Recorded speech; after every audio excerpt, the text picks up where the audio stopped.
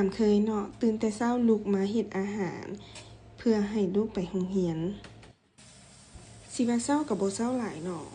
6:30อีกครึ่งชั่วโมงแม่นให้เวลาตัวเองให้เฮ็ดอาหารให้ทันเพื่อ7:00ลูกต้องได้กินข้าวเช้า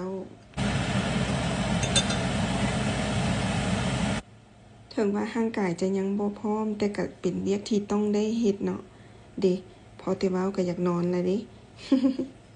เฮ็ดจั่งใดได้เป็นแม่คนอันใดที่ดีต่อลูกเฮาก็เฮ็ดที่จริงอีหลีได้ช่วงที่ว่าขี้คร้านที่สุดและแม่นช่วงที่ตื่นตอนเช้าแล้วลงมาเฮ็ดอาหารนี่แหละแต่ก็แนวใดได้เนาะเฮาก็สิขี้คร้านบ่ได้เพราะสำหรับเด็กน้อยในช่วงการกินอาหารเช้าหั้นนะเป็นเรื่องที่ดีสำหรับกับเจ้าหลายบ่ว่าจะเป็นในเรื่องของการเรียนเนาะหรือว่าในเรื่องของการตื่นโตฉะนั้นต้องได้รับอาหารดีๆ